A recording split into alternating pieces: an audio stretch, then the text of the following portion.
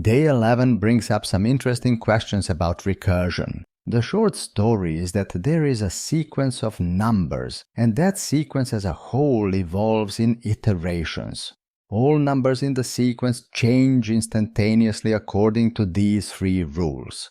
If the number is 0, it turns to 1. Otherwise, if it consists of an even number of digits, it is split into 2 in the middle. Otherwise, the number is multiplied by 2024. The numbers will keep multiplying as it appears.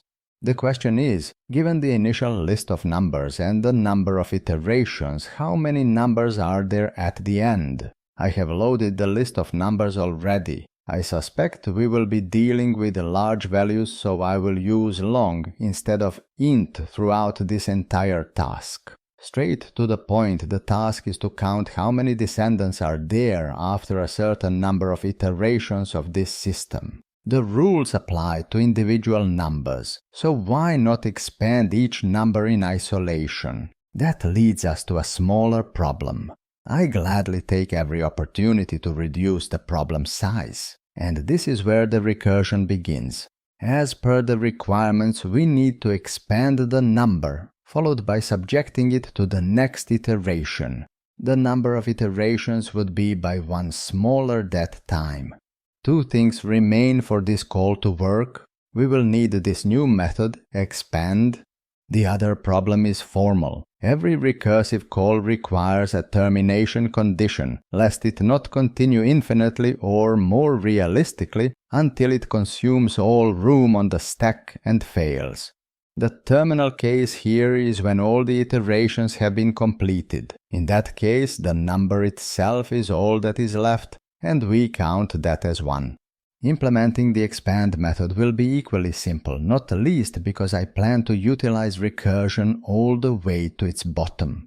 As per the requirements, we substitute a 0 with 1.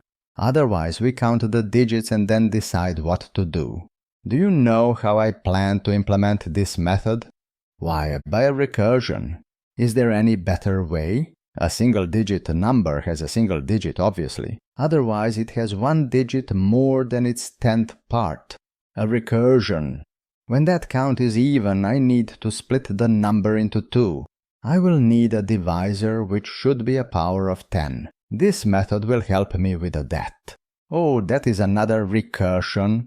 Can you imagine? Then comes the splitting. That should be easy. This helper method will split a number into 2 halves with an equal number of digits.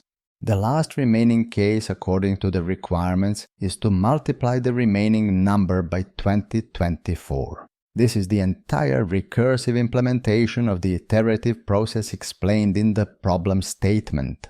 The request is to count the descendants after 25 iterations, so here I am, counting them. That was easy. If you run this code on the sample input, it will produce the result in no time. But the troubles are lurking behind the horizon. Part 2 of day 11 is very short but resolute. Repeat counting, this time doing 75 iterations. We already have the method that does it. Would it be fine if I called it with 75 iterations this time? Well, that is where we meet the stark limitation of recursion. If you know anything about using recursive functions in practice, it is that recursion doesn't branch all too well. With so many numbers split into 2, I fear that the total number of recursive calls will be in the vicinity of 2 to the power of 75. That might take longer to unfold than my current life expectancy, who can tell? We need to augment the bare recursion to make it a useful tool. One improvement comes from a technique known as memoization.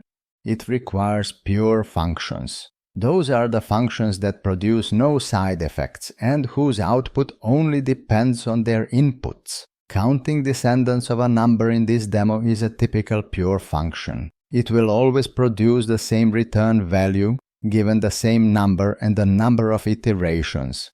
Then comes the memoization. Instead of always calculating the full result, we can pass the inputs through a certain cache of previously computed results. If the cache contains the result for the current input, then simply produce the value it holds and perform no computations at all. Can you imagine the paramount effect of this cache when there are, say, 60 iterations remaining? Instead of going 60 more calls into the depth, we can cut the recursion right now and still return an accurate result. Of course, if the cache contains no answer for our current request, then we must perform the full calculation. However, we shall store the result of that calculation into the cache for future reference before returning it to the caller. That full calculation is of course the method we had before.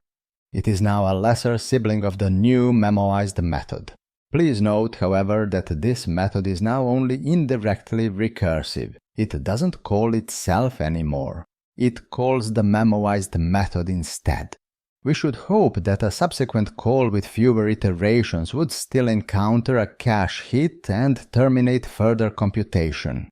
That is a healthy optimism, I will tell you, because repeating the same call with 75 iterations will complete this time in a blink of an eye.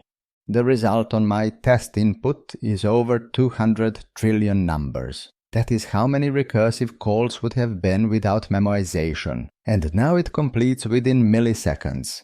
You can download this source code for free. Visit my Patreon page and find up-to-date instructions on getting the solutions for all 25 days of Advent of Code 2024 for free. You can also stay around and watch more advanced videos on C# on my channel. The day 11 is over and we can move on to solving the day 12.